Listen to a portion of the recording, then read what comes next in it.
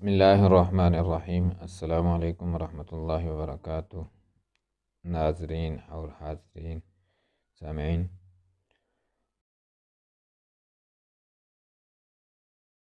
اللہ پاک ہم سب کا حامی اور ناصر ہو۔ اچھا، اس مجلس میں اب ہم سیکھیں گے تیمم کے بارے میں۔ تیمم کہتے ہیں کہ مٹی سے اپنے آپ کو وضو یا غسل کے لیے پاک کرنا۔ تو یہ جب پانی نہ ہو یا پانی استعمال نہ کر سکتے ہوں تو دونوں صورتوں میں تیمم کر سکتے ہیں۔ اب پڑھتے ہیں، بسم اللہ الرحمن الرحیم۔ تیمم کا بیان، پاک مٹی سے یا جو چیز مٹی کے حکم میں ہو یا کوئی چیز خود تو مٹی کی نہ ہو لیکن اس پر گرد و غبار ہو، نجاست حکمیہ کے پاک کرنے کو تیمم کہتے ہیں۔ تیمم کی ضرورت عموماً پانی کی عدم موجودگی کی صورت میں پیش آتی ہے یا شدید بیماری کی صورت میں، جب پانی نقصان دیتا ہو۔ لیکن اس کے علاوہ بھی کچھ صورتیں ہیں، مثلاً کسی کو مسجد میں احتلام ہو گیا، عبور مسجد کے لیے، یعنی مسجد کو کراس کرنا ہے لیکن ناپاکی کی حالت میں ہے، تو اس صورت میں بھی وہ تیمم کر کے مسجد سے گزر سکتا ہے۔ پیش آ گئی، یہ مستحب ہے۔ یا وضو ہونے کا ارادہ کیا لیکن کاہلی کی وجہ سے وضو کرنے کی طاقت نہیں ہو رہی، تیمم کر لیا، اس صورت میں بھی ثواب ملتا ہے، اگرچہ باوضو سونے کی فضیلت تک نہیں پہنچتا۔ اس لیے تو امید ہے ناظرین یہ چیز سمجھ آ گئی ہوگی آپ کو کہ مٹی یا مٹی کی جنس میں سے جو کوئی بھی چیز ہو، جیسے پتھر وغیرہ ہوتا ہے، اس سے بھی ہم تیمم کر سکتے ہیں۔ جیسے ماربل کا پتھر ہے، اس طرح مختلف چیزیں ان کے اوپر گرد وغیرہ پڑی ہو، فرنیچر کے اوپر گرد وغیرہ پڑی ہو، تو اس کے اوپر جو ہے نا ہم تیمم کر سکتے ہیں، ٹھیک ہے۔ اب آگے اس کے بارے میں بات ہوگی کہ کب تیمم کرنا چاہیے، کب نہیں کرنا چاہیے۔ اچھا، اور تیمم کے فرائض کیا ہیں، ٹھیک ہے۔ اب ہم یہاں سے کیا کرتے ہیں، آج پہلے تیمم سیکھیں گے۔ تیمم کے فرائض، یعنی تیمم میں کتنے فرض ہیں۔ تیمم کے 3 فرض ہیں۔ نمبر 1 نیت کرنا، یعنی آپ اگر وضو کے لیے کر رہے ہیں تو وضو کی نیت کر لیں، اگر آپ غسل کے لیے تیمم کر رہے ہیں تو غسل کی نیت کر لیں۔ پھر کیا، نمبر 2 ایک ضرب مٹی وغیرہ پر چہرے کے لیے، دوسری ضرب، نمبر 3 ایک ضرب بازو کے لیے، ٹھیک ہے۔ تو یہ بات آپ کو سمجھ آ گئی ہوگی، ایک نیت ہو گئی، ایک ضرب چہرے کے لیے، اور دوسری ضرب جو ہے وہ بازو کے لیے ہوگی۔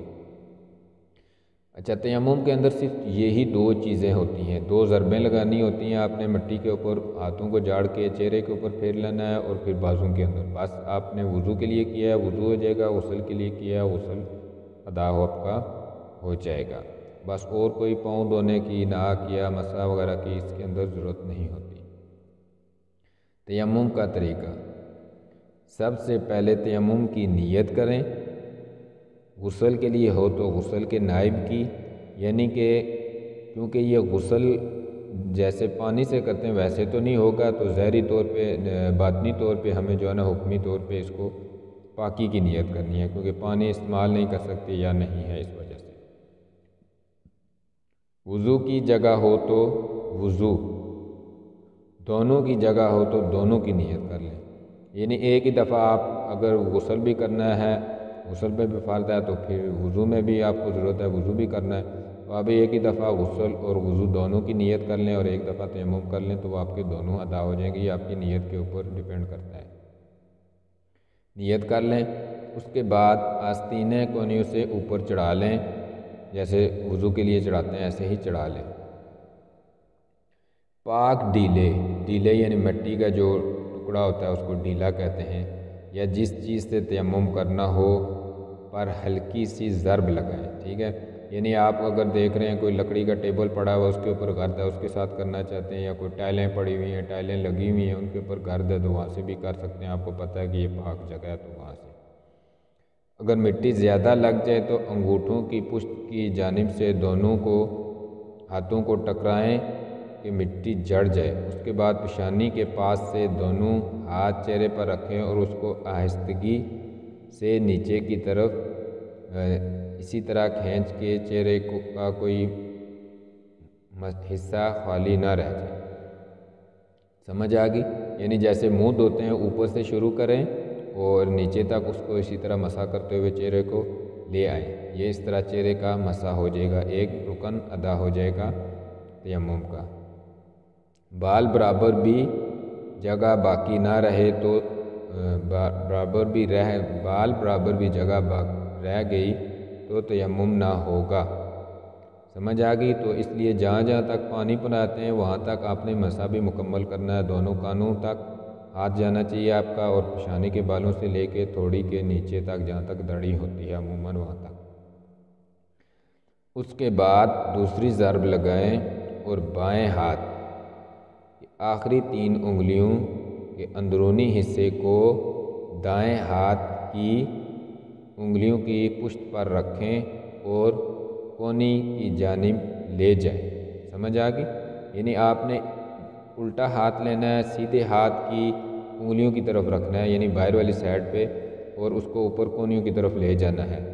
پھر واپسی پہ آپ نے کیا کرنا ہے، اور کونی کی جانب لے جائیں، پھر ہاتھ کو واپس لائیں اور واپس لاتے ہوئے ہتھیلی اور بقیہ دونوں انگلیوں، انگوٹھے اور انگشت شہادت، یعنی انگشت شہادت جسے ہم شہادت کرتے ہیں جیسے یہ انگلی ہے، اس سے ساتھ یہ انگوٹھا، ان دونوں کی طرف سے کیا کریں، بازو کے اندرونی حصے کا مسح کریں۔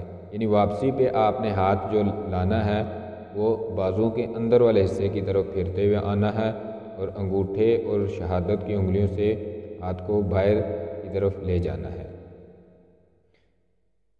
اندرونی حصے کا مسح کریں۔ اس طرح بائیں ہاتھ کا بھی، اور آخر میں انگلیوں کا خلال کریں۔ پہلے آپ نے بائیں ہاتھ سے دائیں ہاتھ کا کرنا ہے، اور پھر دوسری دفعہ دائیں ہاتھ سے بائیں ہاتھ کا اسی طرح مسح کرنا ہے، اور آخر میں کیا کرنا ہے، جیسے خلال کرتے ہیں اسی طرح آپ نے ایک بس ضرب کی ضرورت نہیں ہے، آپ نے خلال کر لینا ہے اپنے ہاتھوں کی انگلیوں کے اندر ڈال کے، جیسے خلال کیا جاتا ہے، تو اس سے آپ کا تیمم مکمل ہو جائے گا۔ امید ہے یہ آپ کو یہ چیز سمجھ آ گئی ہوگی، تیمم کے فرائض کتنے ہیں، اور غسل اور وضو دونوں کے لیے تیمم کیا جا سکتا ہے۔ اگر پھر بھی آپ کو کوئی کسی قسم کا مسئلہ ہو یا کوئی چیز سمجھ نہیں آ رہی ہو، کوئی مسئلہ پوچھنا چاہیں تو کمنٹ میں پوچھ سکتے ہیں۔ جزاک اللہ خیر۔ اچھا، ویڈیو کو آپ لائک اور شیئر کر سکتے ہیں۔ اللہ حافظ۔ السلام علیکم ورحمۃ اللہ وبرکاتہ۔